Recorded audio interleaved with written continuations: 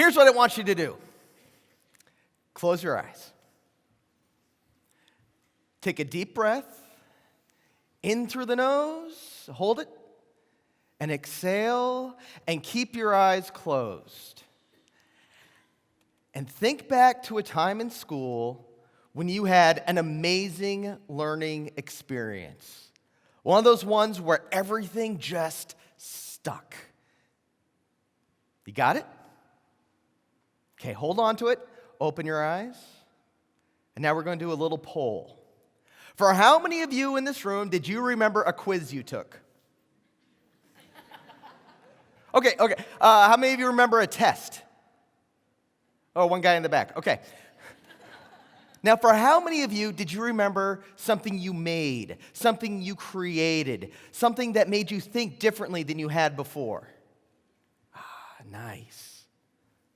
See, we hear this all the time in public schools. Ryder, I just can't friggin' do it. Well, why not? Because I'm a hands-on learner. I've been an English teacher at Mount Blue High School in Farmington for about 20 years now. And I've heard that refrain every year since my first. In fact, I heard it so often after my first few years of teaching that I decided to shift from more traditional reading and writing instruction to what we call project-based learning. Now, in project-based, you still read and write, but you demonstrate your understanding through more complex projects. Right? And making that shift was fantastic.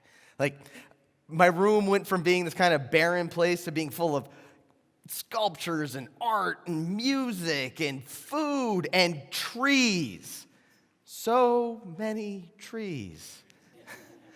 Because at Mount Blue, all of our ninth graders read this gorgeous young adult novel, Speak, by Lori Halse Anderson. It's this absolutely beautiful book, and it deals with everything from finding your own voice to discovering who you really are and your identity, but also about sexual assault. And at the time, I was co-teaching this humanities class with my buddy Sam. And each year, we asked students to show what they knew about the book, about the themes and the settings and the characters and all that good stuff. And they could show it however they wanted.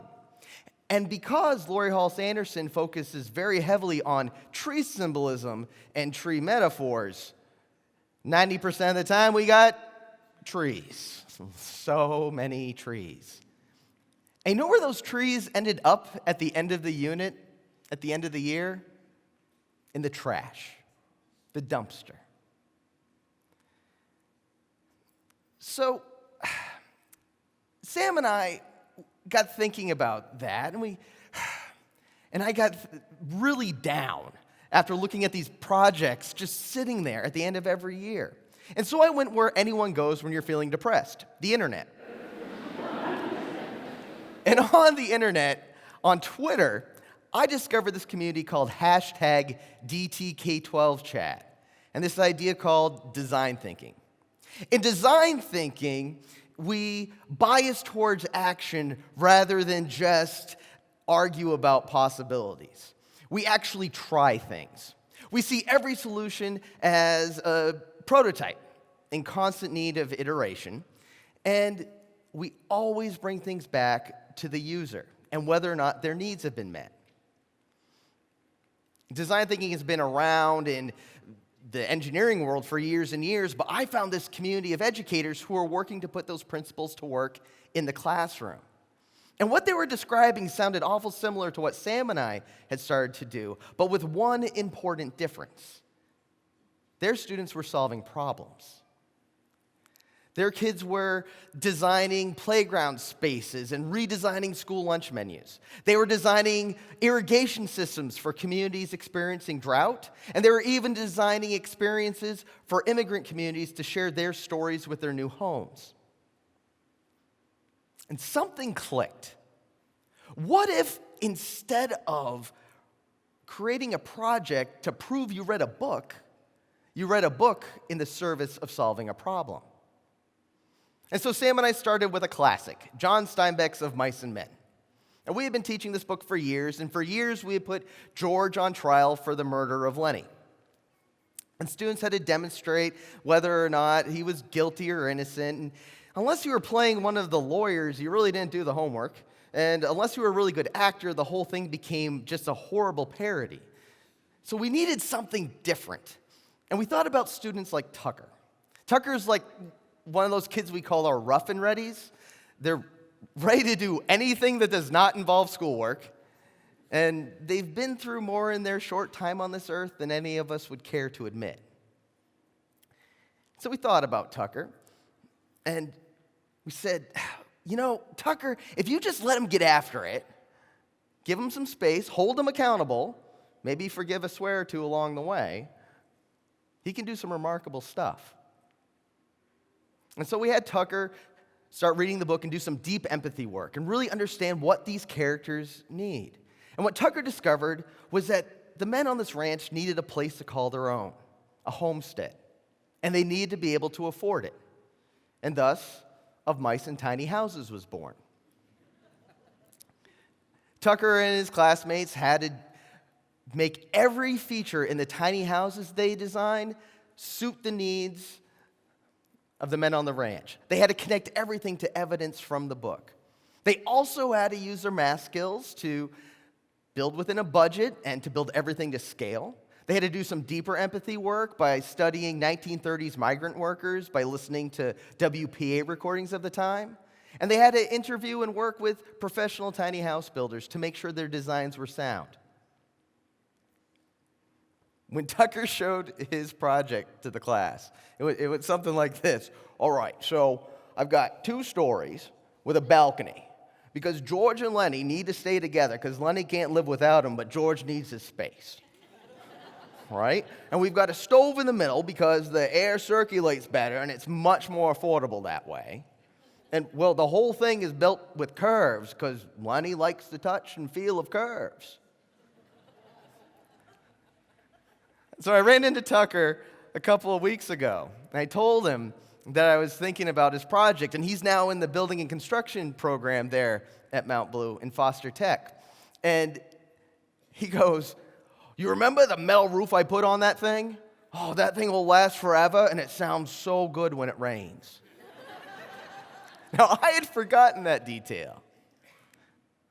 So Tucker, even though we threw that project out a couple years ago, the skills hadn't been thrown away, and the thinking hadn't been thrown away.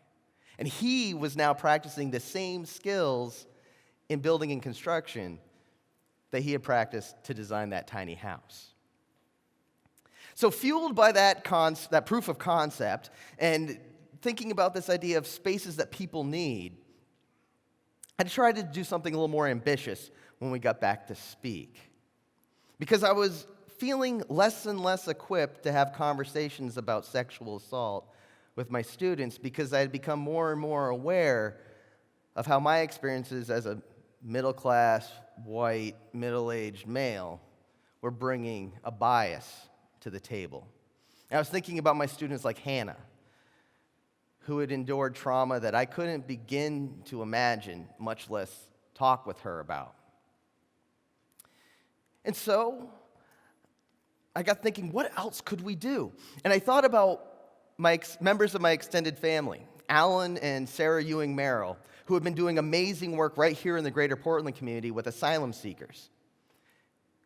And I thought, what if my students had to design sanctuary spaces? Sanctuary spaces for the characters of Speak, for asylum seekers, for refugees, and for each other in the classroom. And so Hannah comes up to me after our first lesson where she's had not a tiny house, but a sanctuary designed for her by members of the class who don't really know her that well. She comes up to me and goes, Ryder, you have to see this. Look, there's music over here. There's all my books over here. There's my hair color over here. There's my nail color over here. And the whole thing is camouflaged, so it can be right in the middle of the room, and no one's even going to notice me. She had never had someone hear her. She didn't know what it was like to have her needs met. So then she went to work designing a sanctuary for an asylum seeker, and it just so happened to be the roommate of her sister. They were in college up in the north part of the state. And she designed a space that recognized all of that other young woman's needs.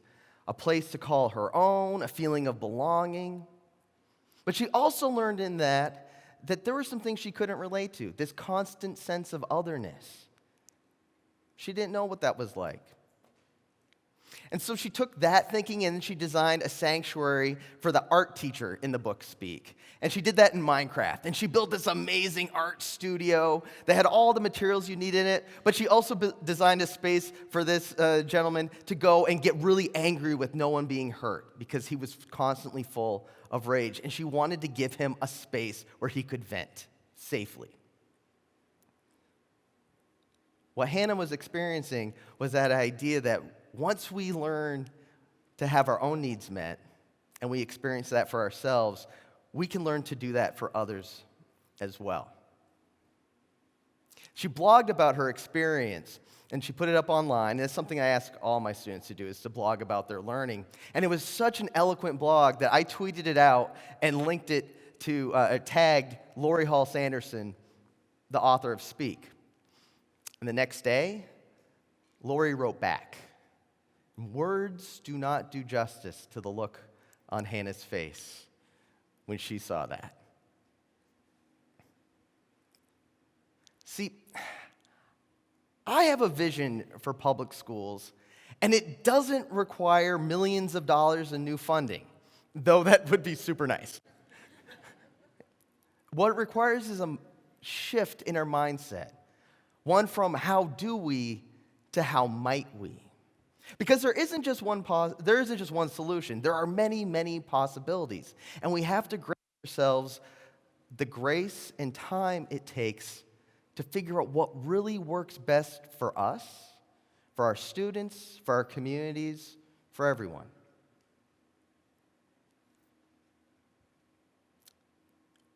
There is more knowledge in this world than we are ever going to learn, and it's increasing every day.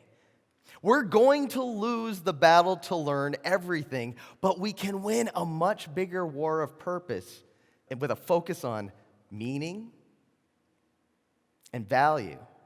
If we shift to a place of learning the skills of empathy and collaboration, invention and reflection, communication and collaboration. So how might we transform our public schools from knowledge-packing factories driven by tests to problem-solving incubators driven by empathy? Thank you.